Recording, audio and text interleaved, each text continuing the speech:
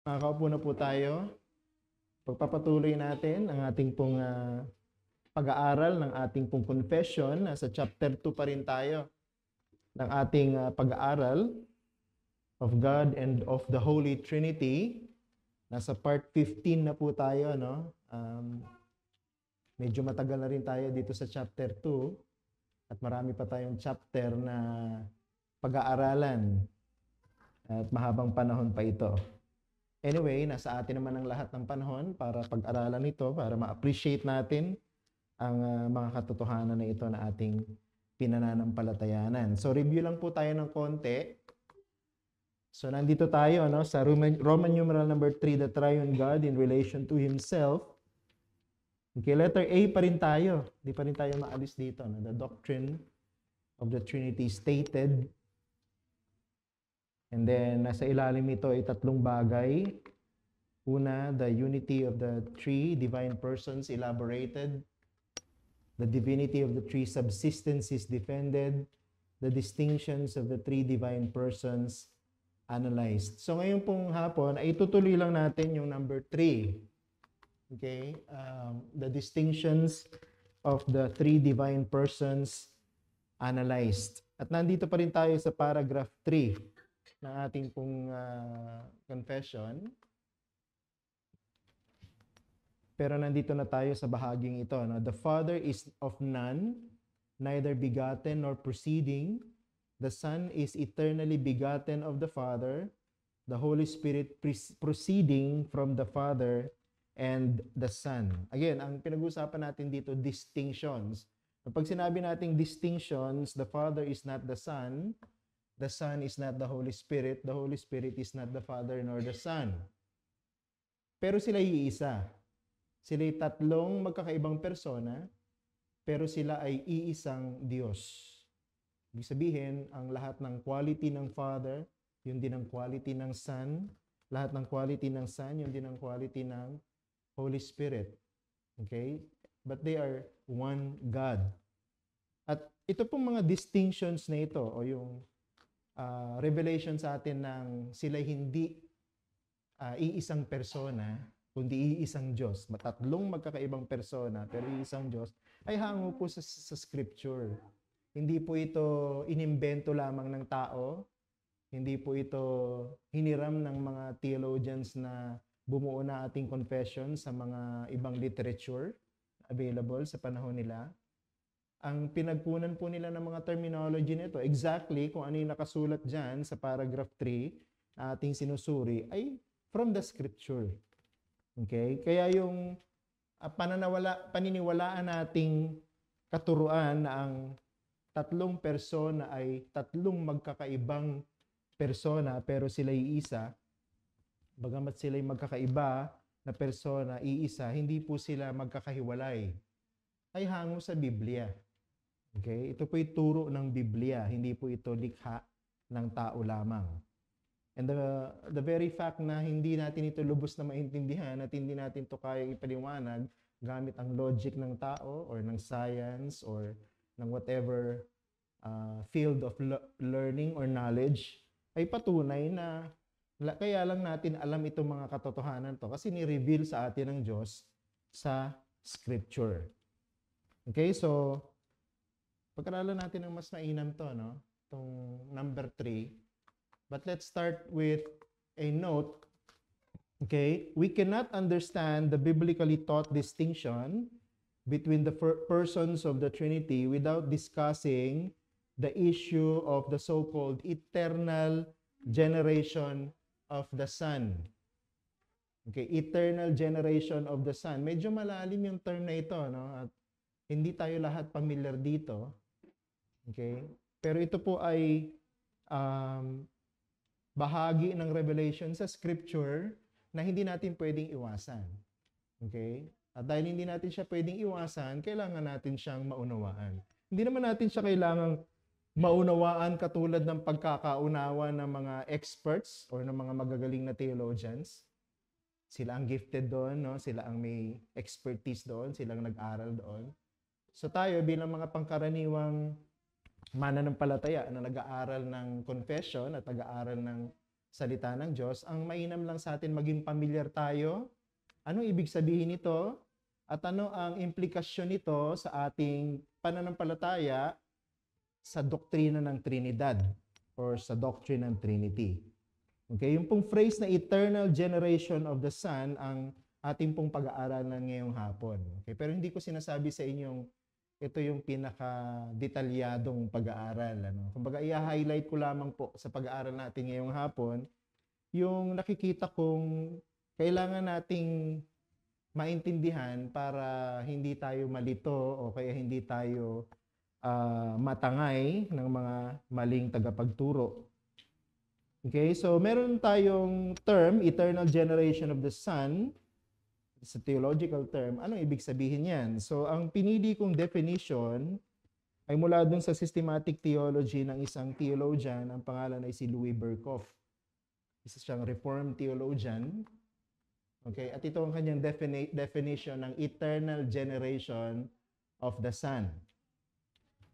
Sabi niya, that eternal and necessary act of the first person in the Trinity, the Father, whereby He, within the divine being, is the ground of a second personal subsistence like His own, which is the Son, and puts the second person in possession of the whole divine essence without any division, alienation, or change.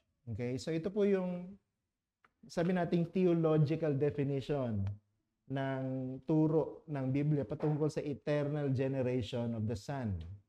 Okay? Yan yung titingnan natin ng mas detalye ngayong hapon, yung mga nakasulat sa definition na yan. Pero para hindi tayo masyadong ma-overwhelm ng terminology na ito, meron kasing ginagamit sa scripture na eksaktong mga salita na tumutukoy dito sa tinatawag nating eternal generation of the Son. At ito yung tinutukoy nating terminology dito sa ating pag-aaral. At ito po yung terminology, the Son, Jesus Christ, is said to be the only begotten of the Father. The only begotten of the Father. So yung eternal generation na tinutukoy ng mga theologians, ito po yun.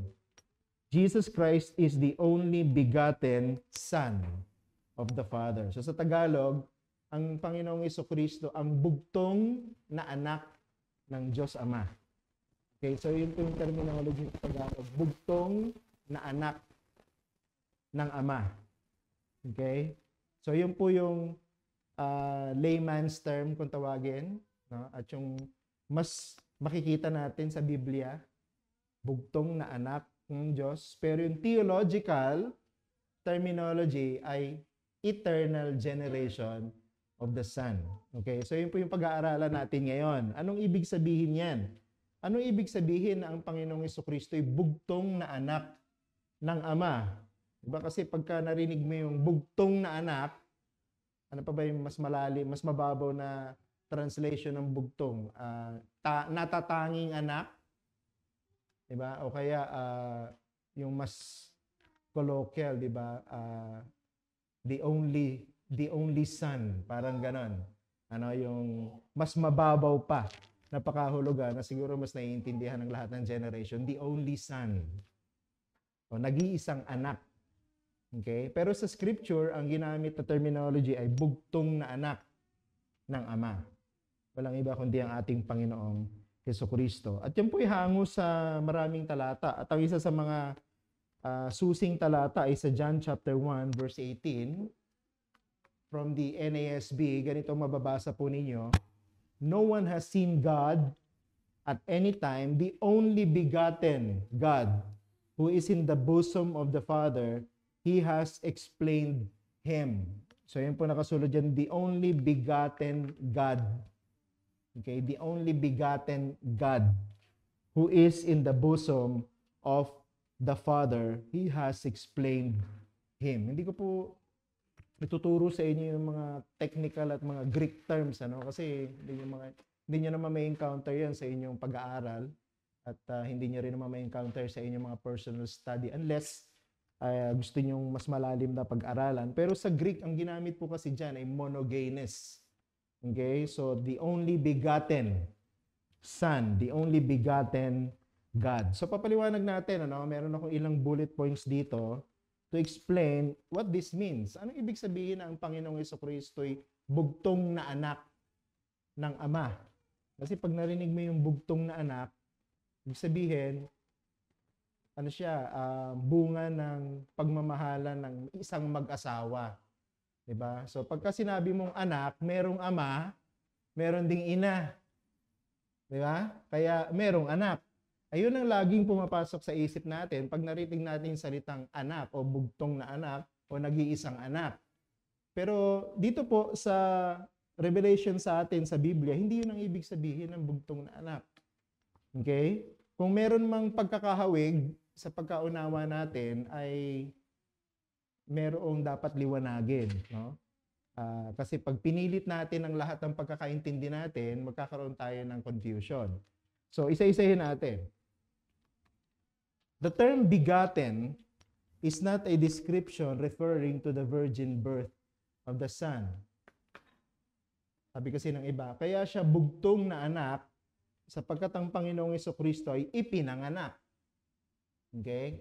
Kaya nga nagse-celebrate ng Christmas ang mga tao sapagkat itinuturo ng Biblia na ang anak ng Diyos ay ipinanganak bilang tao o siya'y nagkatawang tao. Ang tawag natin dyan sa theology, incarnation, di ba, of the Son of God. Pero ito pong term na begotten, monogenes, or the only Son, the only begotten Son, hindi po yan tumutukoy sa virgin birth. Hindi po tinutukoy nito yung kapanganakan ng Panginoon dito sa mundo sa pamamagitan ni Maria. Okay? Kasi ito po yung isa sa mga dapat nating maintindihan. The Son was the only begotten of the Father even before He was sent. Pag pinag-aralan niyo po sa Biblia, tinukoy ang Panginoong Jesucristo bilang bugtong na anak ng Ama bago pa siya ipinadala sa mundo. Bago pa siya nagkatawang tao. Bago pa siya ipinanganak sa pamamagitan ng isang virgin na ang pangalan ay Maria. So, ibig sabihin, hindi po siya naging bugtong na anak nung siya'y ipinanganak sa pamamagitan ni Maria. Bugtong na anak na si Jesucristo ng Ama bago pa siya ipinadala ng Ama para maging tagapagligtas ng mga makasalanan. Isang talata, 1 John 4 verse 9, narito nakasulat, by this the love of God was manifested in us, that God has sent His only begotten Son into the world so that we might live through Him. Pansinin niyo po yung construction ng statement na yan. Dahil sa pagmamahal ng Diyos sa atin na Kanyang ipinahayag, ipinadala niya ang Kanyang bugtong na anak sa mundo upang mabuhay kasama natin at upang tayo mabuhay kasama ng Ama. So, ibig sabihin ng Apostol Juan dito, kahit sa kanyang kaisipan malinaw, na ang Panginoong Hesukristo ay bugtong na anak na ng Ama bago pa siya ipanganak dito sa ibabaw ng mundo. Kasi sabi ng iba, kaya nga siya tinawag na bugtong na anak kasi pinanganak siya ni Maria. Pero hindi. Ang turo ng Biblia, ang Panginoong Jesucristo ay bugtong na anak na ng Ama. The only begotten Son of the Father, bago pa siya ipinanganak sa pamamagitan ni Maria. Kaya yung term na bugtong na anak ay hindi po natin ginagamit para tukuyin ang incarnation o yung pagkakatawang tao ng ating Panginoong Jesucristo. Anong point natin dito? This language of birthing, totoo naman, hindi naman natin pinagkakait na yung salitang bugtong na anak ay pananalitang naglalarawan ng kapanganakan kasi yun ang terminology na yun eh. Diba? It's a birthing terminology, begotten, is descriptive of the relationship of the Son to the Father, not of the Son's incarnation. Kaya pagka nabasa mo yung terminology na bugtong na anak ng Diyos, ang pinag-uusapan natin dito ay hindi yung relasyon ni Jesus kay Maria, dahil ipinanganak siya nito, kundi ang bugtong na anak ay relasyon ng Panginoong Jesucristo sa kanyang Ama. Nakukuha niyo po ba? Nasusundan niyo ako, ha? Sundan niyo lamang po yung paliwanag kasi malilito kayo pagka hindi po ninyo nasundan. Kaya po, bugtong na anak si Jesus dahil ito ang kanyang kaugnayan sa kanyang Ama. Hindi yun yung kanyang kaugnayan kay Maria. Kumbaga, kahit na hindi ipanganak ang Panginoong Jesucristo bilang tao, siya pa rin ay bugtong na anak ng Ama. Nakukuha niya?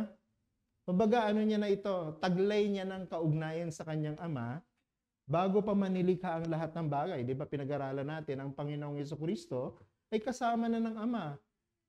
At ang ating, ang Banal na Espiritu ay kasama na rin ng Ama at ng Anak bago pa nilikha ang lahat. Okay? And mula doon sa kanilang kaugnayan, bago pa manilikha ang lahat, ganito na ang kanilang relasyon sa isa't isa. Diba? Ang Ama, ang Anak, at ang Banal na Espiritu. At ang Anak, pag pinag-usapan natin ang kanyang kaugnayan sa Ama, siya ay ang bugtong na anak ng Ama. Nakukuha niyo? So, hindi po siya terminology ng incarnation. Hindi po anak ng Diyos ang Panginoong Jesucristo dahil ipinanganak ni Maria. Hindi. Bago pa man siya ipinanganak, siya po ay bugtong na anak na ng kanyang Ama. Okay? Pangalawa,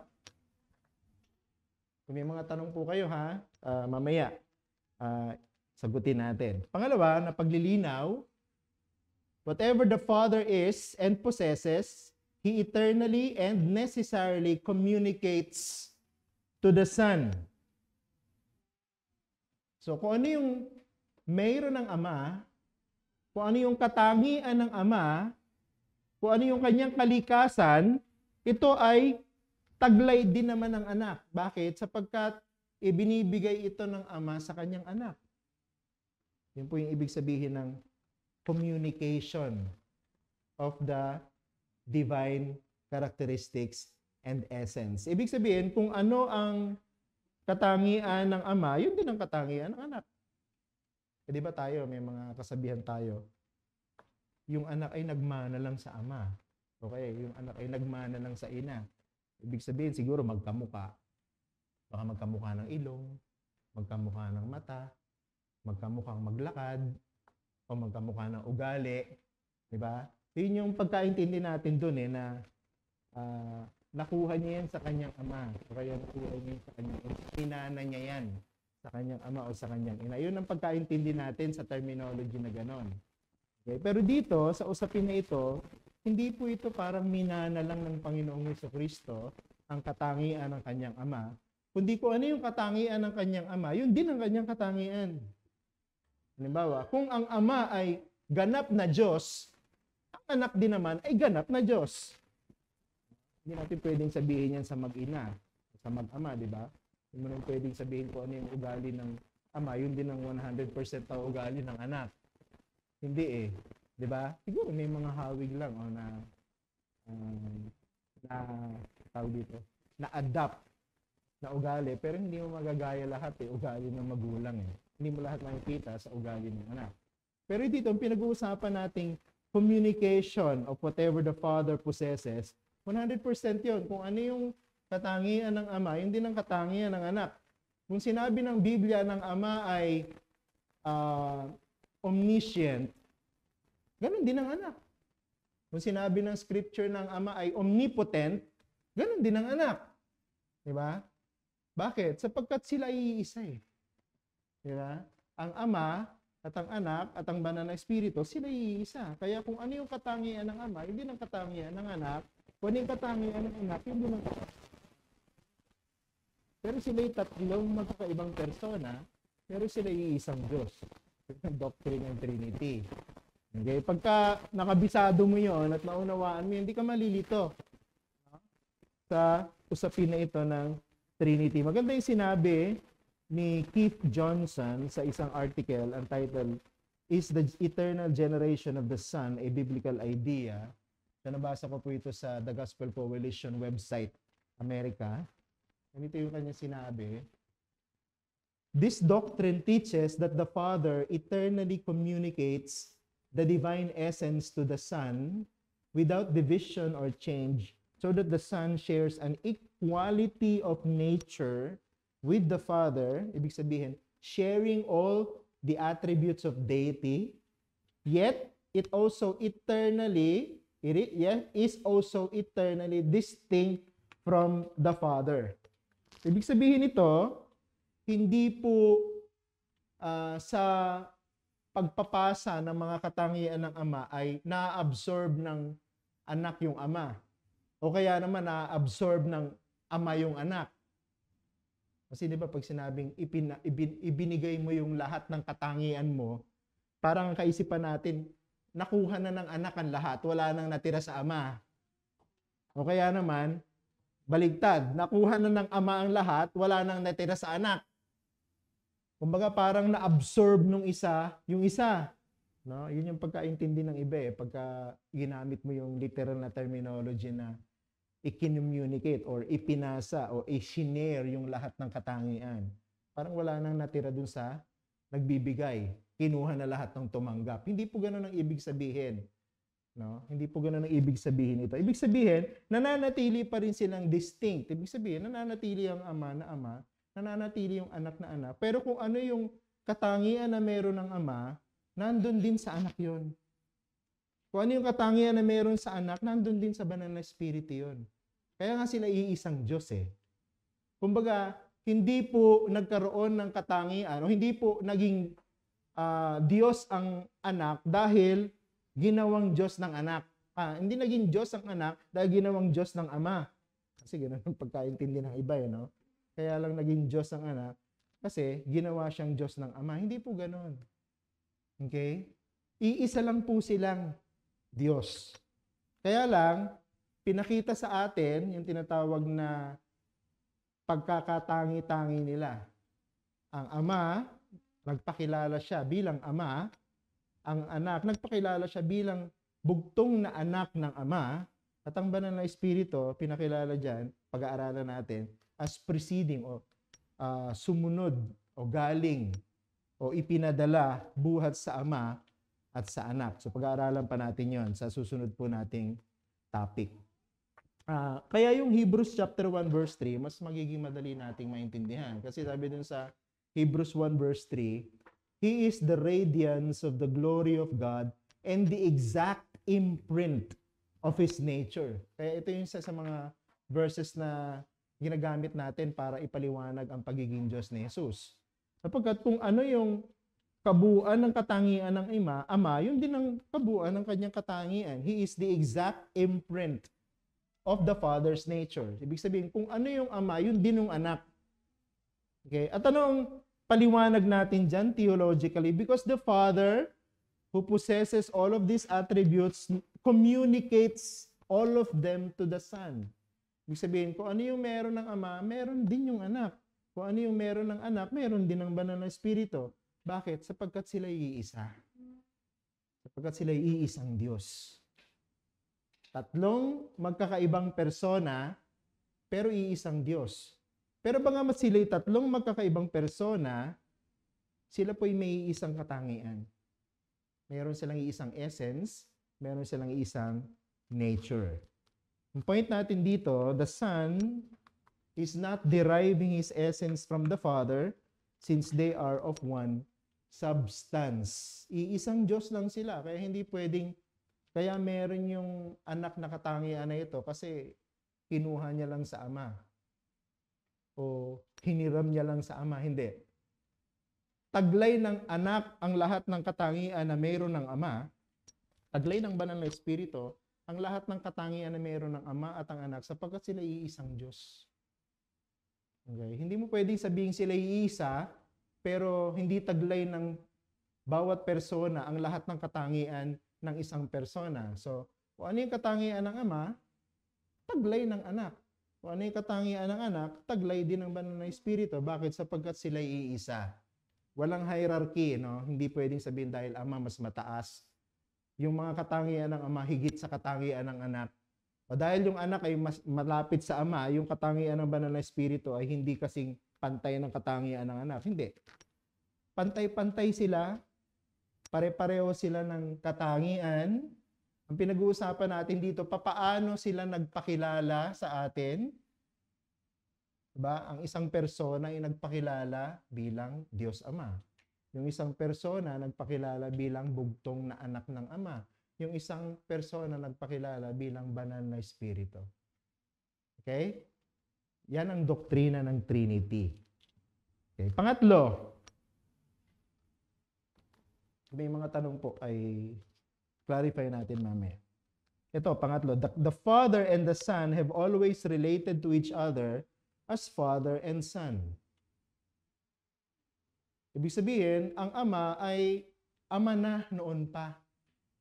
At ang anak ay anak nga noon pa. Okay? Kumbaga, ito na yung kanilang ugnayan bago pa nilikha ang mundo. Hindi natin pwedeng ipilit yung ating understanding and terminology bilang humans doon sa relationship ng Trinity. Bakit? Kasi creature lang tayo no? Kung ano yung understanding natin about relationships. Kumbaga tayo yung may dinerive na understanding mula sa Diyos.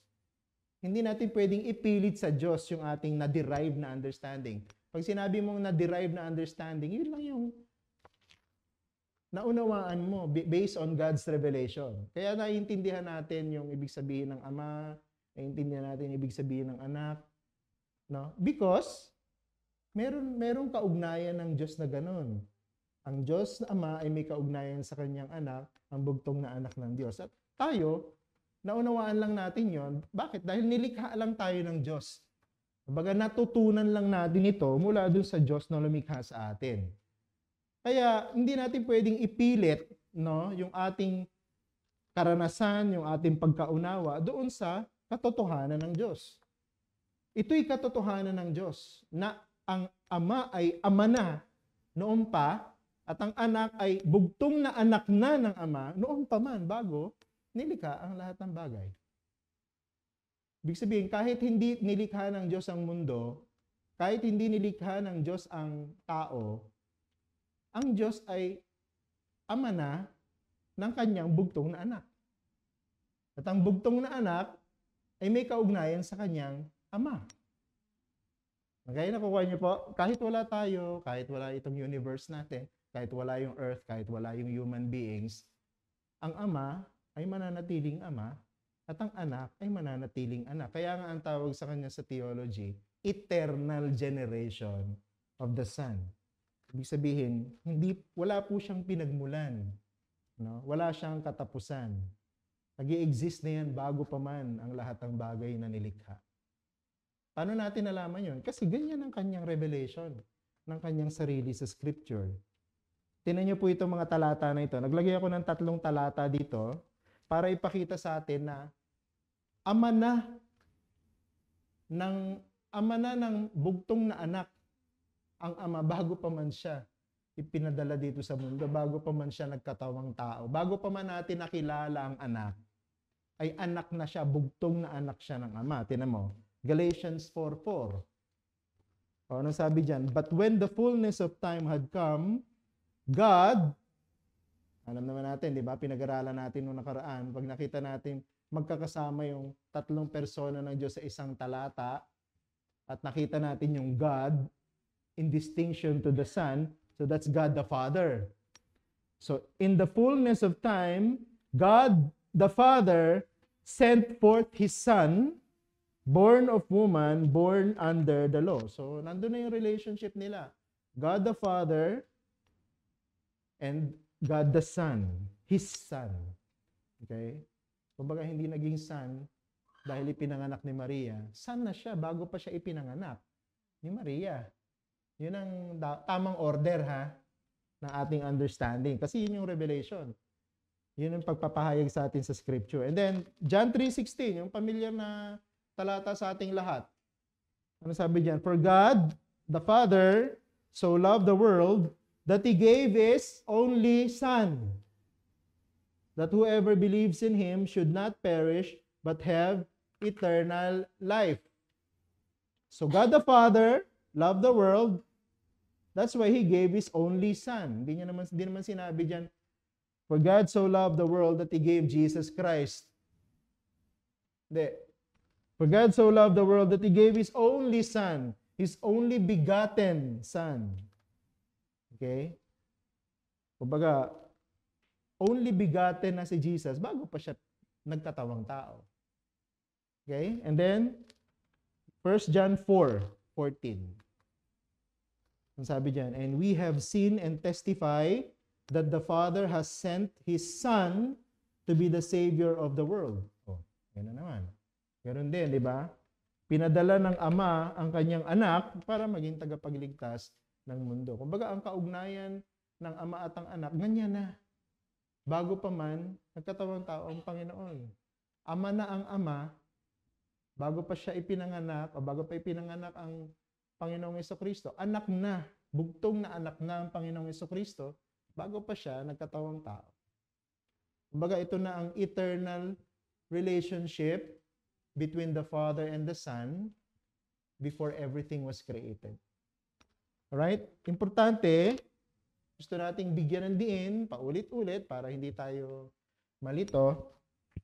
There was not a time before or after the creation where they decided that one would be Father and the other Son. Walang ganun, no? Na, okay, dahil ipadadala kita sa mundo, ikaw ang pangalawang persona na nag-iisang Diyos, ako magpapakilala bilang Ama, ikaw ipapakilala ko bilang anak. Walang ganun. Bago pa nilikha ang mundo, ito na ang kaugnayan ng Ama at saka ng anak. Ang pangalawang persona ay bugtong na anak na ng Diyos bago pa ang lahat ay nilikha. O kaya wala pong oras, wala pong panahon, walang date na nagsabi yung Ama, okay, ako yung magiging Ama ha, tapos ikaw yung magiging anak. Tapos yung isa, magiging Holy Spirit. Walang ganon. Ano? Bago pa man ang lahat, kumbaga, nag-i-exist na ang Diyos bilang iisang Diyos na may tatlong persona, at yung tatlong persona na yon ay Ama, Anak, at Banal na Espiritu. Okay? Ganon na sila. Bago pa man, nagkaroon ng creation.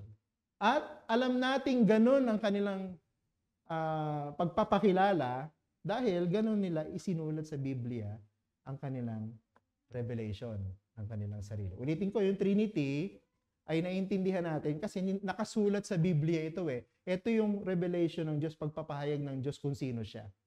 Kumbaga, hindi natin pinag-aaralan at tinuturo ang Trinity kasi yun yung naintindihan natin tungkol sa Diyos. Hindi.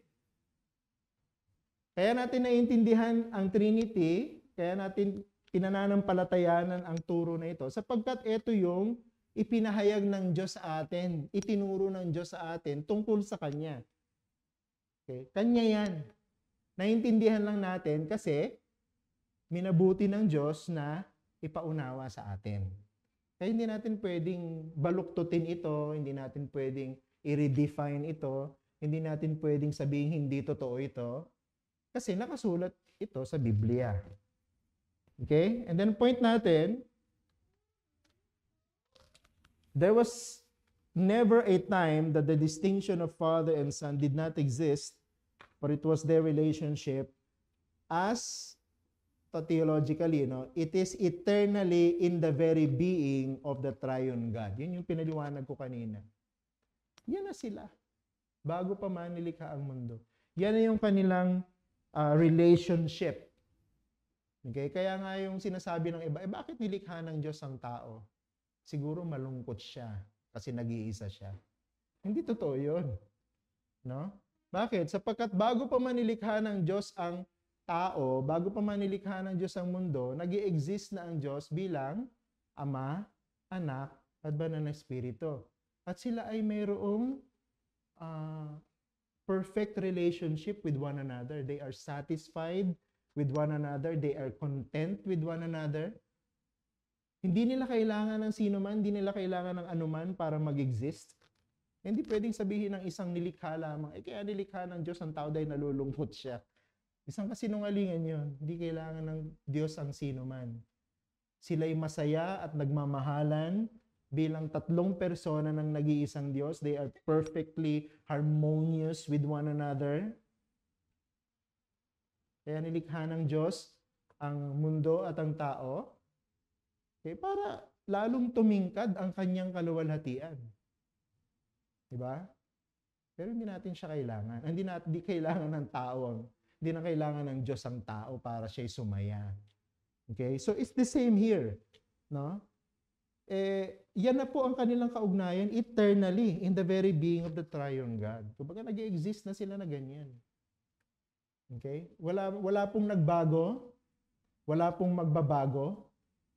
So bago pa manilikha ng Diyos ang mundo, ang Ama ay Ama na, ang Anak ay Anak na, at ang Banal na Espiritu ay Banal na Espiritu na, hanggang walang hanggan, ganun sila. Ama, Anak, Banal na Espiritu. Walang pagbabago. Okay? Point.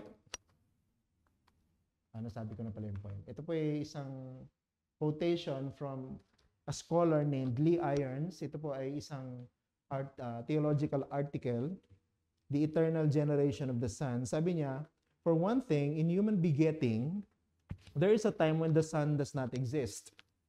But in the divine original, of which the human begetting is but a pale reflection, there never was a time when the Son did not exist. Di ba sa atin, yung understanding natin? Kaya merong anak, kasi merong isang lalaki na nagmahal ng isang babae, di ba? At sila'y nagpakasal, no? At sa kanilang pagsasama na may pagmamahalan, na may basbas ng Diyos sa harap ng mga tao, nagkaroon sila ng mga anak. Okay? Kumbaga, dati wala naman silang anak. Diba? Yung lalaki, single pa siya, wala naman siyang anak. Yung babae, single pa siya, wala siyang anak. Nung naging mag-asawa na sila at nagmahalan sila, nagkaroon silang supling, nagkaroon sila ng anak. So may time na wala silang anak, tapos dumating yung time na nagkaroon sila ng anak. Yun po ay sa karanasan nating tao. Pero sa Diyos, wala pong panahon na walang anak. Okay? Bakit? Hindi naman po nangailangan ng asawa ang ama para magkaroon ng anak. Hindi natin pwedeng gamitin yung karanasan natin bilang mga tao dun sa katotohanan ng Diyos. Yung karanasan natin na ito, kaya natin naunawaan sapagkat meron tayong Diyos. Kumbaga, derived yung ating understanding ng human relationship from the relationship of the Trinity. Pero hindi perfect yung ating relationship na analogy ng relationship ng Trinity. Bakit? There was never a time that the Son did not exist. Nasusundan nyo? Wala pong panahon na hindi naging anak ang anak. Wala pong panahon na hindi ama ang ama. Wala pong panahon na ang Banal na Espiritu ay hindi Banal na Espiritu. Okay? Ever since, from eternity, ang ama ay ama, ang kaugnayan ng ama sa anak, ang anak ay bugtong na anak ng ama, at ang Banal na Espiritu ay buhat sa ama at buhat sa anak. Yun po ang kanilang kaugnayan.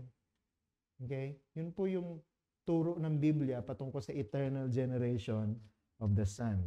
And then, panghuli, the begottenness of the Son does not mean that He was created, making Him unequal with the Father. Kasi ng iba, bugtong na anak. Ibig sabihin, ipinanganak. Di ba? Ibig sabihin, hindi sila pantay ng ama kasi anak lang siya. Meron pong mga grupo ng pananampalataya, ganyan ang turo. No, dahil malinaw na ang pagpapakilala ng Biblia patungkol kay Jesus, siya'y bugtong na anak, hindi sila pantay ng ama. Diba? Ang ama ay dakilang Diyos. Siya ang pinakamakapangyarihan sa lahat, pero ang anak, hindi siya kapantay ng pagiging makapangyarihan ng ama. So siguro, ang ama ay pinakadakila, pero ang anak dakila lang. So, yan ang turo ng ibang grupo. Na? Pero hindi po totoo yan. Okay? Hindi po totoo yan. Hindi po dahil ginamit ang mga katagang bugtong na anak, nilikha lamang ang anak. Hindi. Okay? At hindi po ibig sabihin hindi sila pantay ng Ama. Ang pinakamagandang dokumento ay yung tinatawag na Nicene Creed. Di ba? Yun yung isang bago nating hymn, ano? The God We Love. Hango po yun sa Nicene Creed. At ito po yung isang bahagi ng Nicene Creed. No? Sabi diyan, the only Son of God, begotten from the Father, before all ages, God of God, light of light, God of true God, begotten, not made. So yung pong sumulat ng creed na ito, tiniyak nila na walang magiging confusion patungkol dun sa pagiging bugtong na anak ni Jesus. Paano nila ginawang malinaw? Sabi nila, begotten, not made. Okay? So He is uncreated. Therefore, He is equal with the Father. Pantay sila ng Ama. Okay? Pantay sila ng Banal na Espiritu. Walang higit kaysa sa isa. Walang mas mababa kumpara sa isa. So sila'y pantay-pantay. Walang nilikha lamang. Walang nauna kumpara dun sa isa. No? Pantay-pantay sila. Okay? Not made. Begotten, not made. Kaya nga yung term na begotten, the term begotten intends to communicate the whole essence of the Father to the Son. Otherwise, there would be multiple gods and not just one God. Kasi kung ipipilit natin na iba yung Ama sa anak, maraming Diyos. Diba? Kasi kung ipipilit mong iba yung Ama sa anak, isang Diyos yung Ama, isang Diyos yung anak, isang Diyos yung Banal na Espiritu. Kaya nga, di ba yung ibang grupo, sabi nila, hindi kami naniniwala sa doctrine ng Trinity. Ano yan? Tatlo Diyos? Di ba? Kasi kung iintindihin mo lang sa iyong simpleng utak, yung revelation na ito patungkol sa Trinity, isipin mo talaga, tatlo ang Diyos. Pero hindi nga yun ang ibig sabihin ng Trinity. Iisa lamang ang Diyos. Pero may tatlong personang magkakaiba, pero hindi sila magkakahiwalay. Sila'y pantay-pantay, at sila'y pare-parehong Diyos. Okay? Iisang Diyos lamang sila.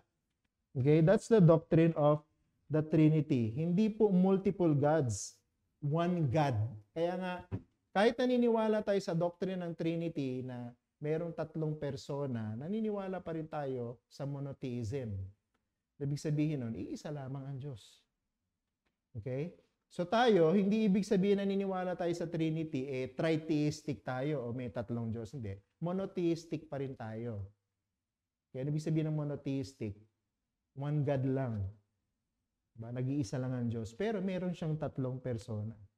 Bakit pinipilit nyo na may tatlong persona ang iisang Diyos? Ganun yung revelation eh.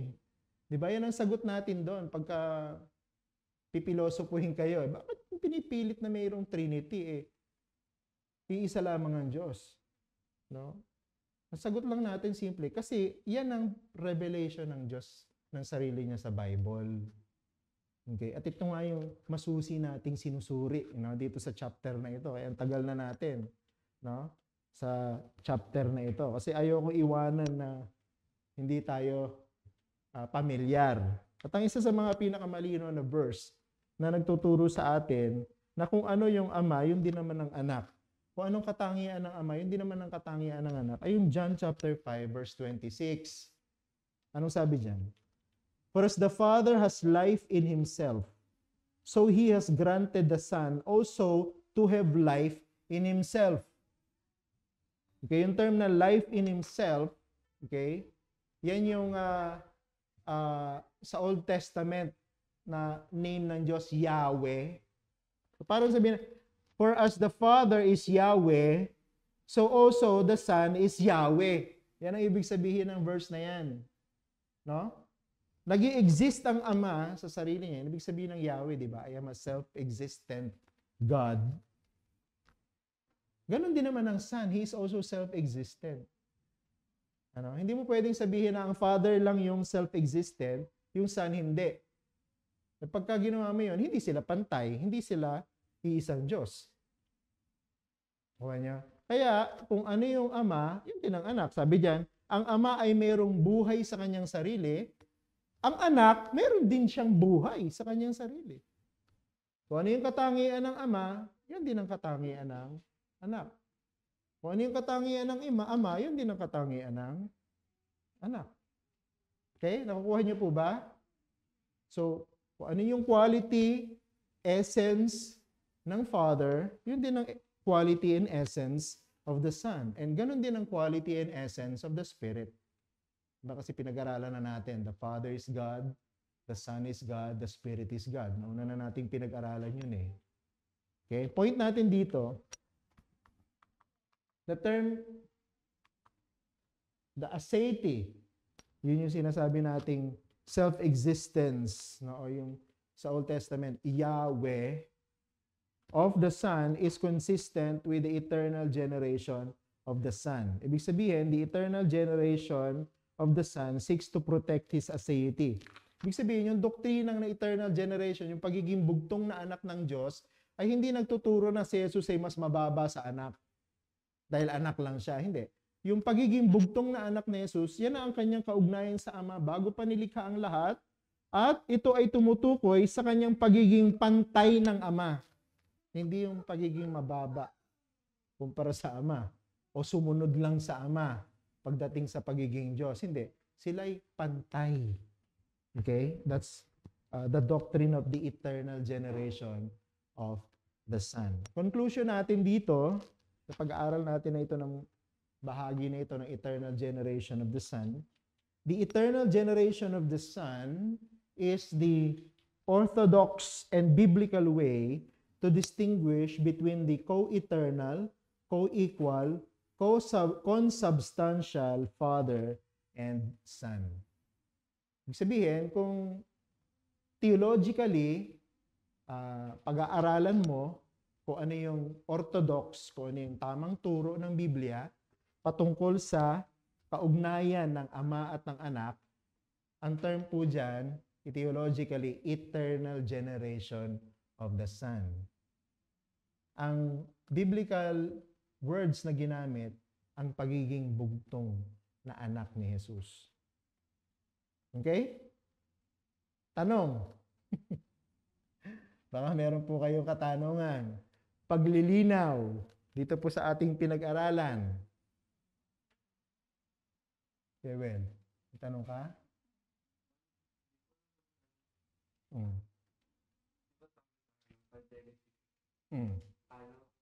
Nag-uusap yung ikausap ng Diyos. Iisa lang siya. So, paano yun na-explain kung iisa nga lang yung Diyos, tapos kausap niya yung kanyang persona? Ibig sabihin, pinakausap niya yung sarili niya. So, ito yung account sa Genesis na sinabing, let us make man in our image. Ginamit na word doon ay as. Lumikha tayo. Kumbaga, hindi lang po isa ang nagsasalita. Kumbaga, merong kausap ang nagsasalita. Okay? So, maraming mga theologians, ginagamit yung talata na yan sa Genesis para sabihin na kahit sa Old Testament, kahit mula sa unang aklat ng Biblia, tinuturo na ang Trinity. Okay? Pero ako, hindi ko gagamitin ang passage na yan para ipilit na yan ang turo ng Old Testament patungkol sa Trinity. Kasi, ang turo ng Trinity ay mas naging malinaw sa New Testament, hindi sa Old Testament. At ano ang naging dahilan para mas maging malinaw yung Trinity? Dahil nga, ipinanganak ang bugtong na anak ng Diyos. Diba? The Son. Pinadala ng Ama ang kanyang bugtong na anak. Kaya naintindihan natin na merong isang persona itong nag-iisang Diyos na nagpakilala bilang Ama, at meron din siyang pangalawang persona na nagpakilala o ipinakilala bilang anak. At nung ang Panginoong Jesucristo ay pumanik na ulit sa langit, meron pang isang persona na ipinakilala bilang banal na Espiritu. O kaya tayo naniniwala na meron lamang iisang Diyos, pero meron siyang tatlong persona. Hindi natin pinaniniwalaan na kung sino yung Ama sa lumang tipan, siya rin yung anak sa bagong tipan. At kung sino yung banal na Espiritu dun sa aklat ng mga gawa, yun din yung anak, kaya lang pumanik na yung anak sa langit, nagpakilala naman siya bilang banal na espiritu. Ang tawag po dyan, modalism or Sabellianism. Yan po ay isang heresy. No? Hindi po yan ang turo ng Biblia. Kung ano yung ama, hindi siya yung anak. Kung sino yung anak, hindi siya yung banal na espiritu. Kung sino yung banal na espiritu, hindi siya yung ama, hindi rin siya yung anak. Pero sila yung isa. Ngayon ang tanong, sino yung nag-uusap doon? Mahirap kasing maging dogmatic. Pero, kung ikaw ay naniniwala sa doktrina ng Trinity na turo ng bagong tipan, hindi magiging mahirap sa iyo na paniwalaan na yung nag-uusap doon sa Genesis ay walang iba kundi yung tatlong persona ng nag-iisang Diyos. Okay? Kaya lang hindi ganun ang, kumbaga hindi ko gagamitin yon para ituro yung Trinity, kundi paniniwalaan ko muna yung Trinity dahil turo ng Biblia bago ko siya maunawaan na Trinity ang nag-uusap doon. Hindi naman kausap ng Diyos yung mga angels doon. Dahil hindi naman naging creator ang angel.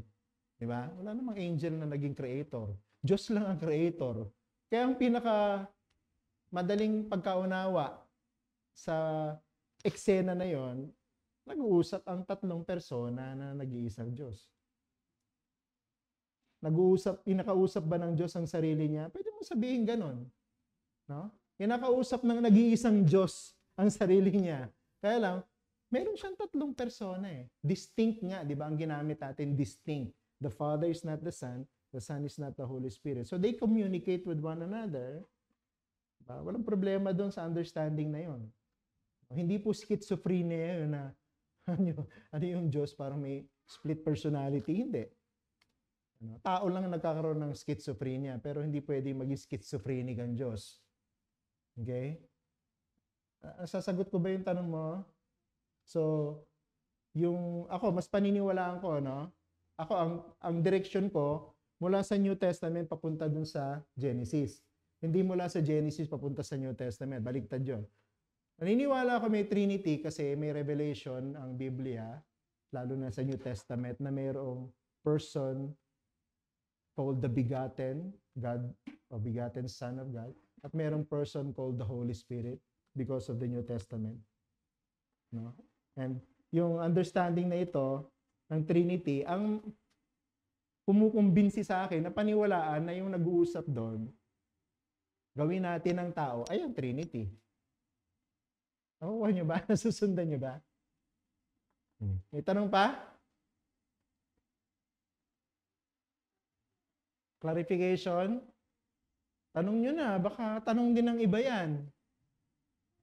Oh, Gewel. Sige.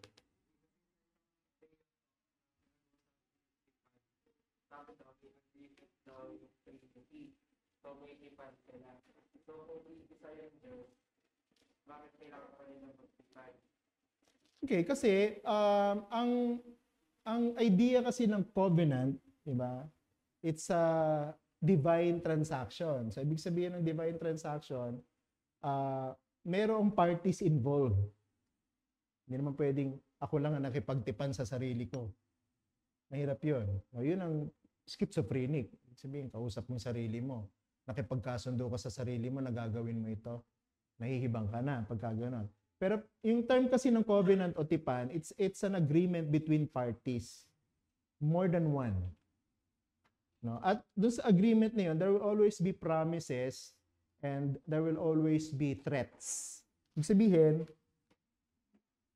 pinapangako ko na gagawin ko ito, pagka hindi ko ginawa ito yung magiging parusa sa akin. Yan yung covenant eh. Kaya pag nakita mo yung covenant ng Diyos kay Moises, covenant ng Diyos kay Abraham, covenant ng Diyos kay David, makikita mo may ganun eh, na ito yung promise, pagka hindi mo ginawa, ito yung parusa. Okay? Kumbaga, yung covenant is, it's a promise, it's an agreement about something. Sa covenant of redemption, okay, na fulfill sa covenant of grace. Ano yung covenant of grace? Yung new covenant, di ba? Nung ang Panginoong Jesucristo ay namatay sa krus, nadanak yung dugo niya, pinagtibay yung bagong tipan sa pamamagitan ng kanyang dugo. Yun ay agreement ng Father, ng Son, at ng Holy Spirit when it comes to the redemption of sinners. Kumbaga, merong bahagi na gagawin ng Ama. Anong bahagi ng Ama? Siya yung magpapadala ng anak.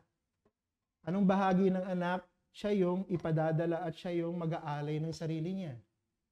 At anong bahagi ng Banal na Espiritu? Siya naman yung bubuhay sa mga patay at magta-transform sa kanila na maging born again, maging anak ng Diyos. So, yun yung covenant of redemption na ipinakita, kumbaga ni-reveal yung covenant of redemption between the Trinity dun sa mga human covenants. Kumbaga ano yun? Ang shadow. Kumbaga, merong naunang covenant sa God, sa Trinity, na ipinapaunawa sa mga tao so that we will have a hope. Meron tayong pangahawakang promise. Okay? Kasi yung covenant of redemption, that's between the three persons of the triune God. So, paano magiging encouragement sa mga tao yon? Ang Diyos, nagpakita siya ng mga tanda sa pamamagitan ng mga human covenants. Kaya yung mga covenants, covenant of works, di ba, yung Abrahamic covenant, di ba, yung Davidic covenant, yun yung mga ano. Lahat yon papunta dun sa fulfillment ng covenant of redemption, which is the new covenant. Okay, so yun yung connection nun. Kumbaga, ang nag-agree talaga na iligtas ang mga makasalanan ay ang Ama at ang Anak at ang Banal na Espiritu. Kaya dapat ma-appreciate natin yung ating salvation kasi yung salvation natin Trinitarian. No? Ibig sabihin, hindi lang tayo naligtas dahil sa sakripisyo ng anak. Naligtas tayo dahil nagsakripisyo din ng Ama. Bakit? Pinadala niya yung anak. Diba? Nagsakripisyo yung anak. Diba? Ang Banal na Espiritu, meron din siyang participation. So, lahat ng person ng Trinity involved sa ating salvation. Ang pinakamalinaw na passage dyan, Ephesians 1:3-14. Okay? So, pag nagkaroon ako ng series dyan, diba, ng preaching, pinakita ko sa inyo na ang ating redemption ay Trinitarian. Kasi involve ang Father, involve ang Son, involve ang Holy Spirit. Yung involvement na yon, bago isinakatuparan, ang tawag natin doon, covenant of redemption. O yung eternal covenant. Yung tinatawag. Okay? Question pa. Pag-aaralan ulit natin yung covenant sa confession. Pag-aaralan pa natin ng mas detalyado yun. Papaliwanag ko po sa atin kung anong ibig sabihin ng covenant. Okay? Question pa. Dito, sa distinction between the Father and the Son and of the Holy Spirit. So, susunod na Lord's Day, Lord willing, titingnan natin yung, mas madali kasi yung revelation ng Father as Father, di ba? And then, pag-aaralan natin yung revelation as the Holy Spirit preceding, ang ginamit na term sa confession, proceeding from the Father and the Son.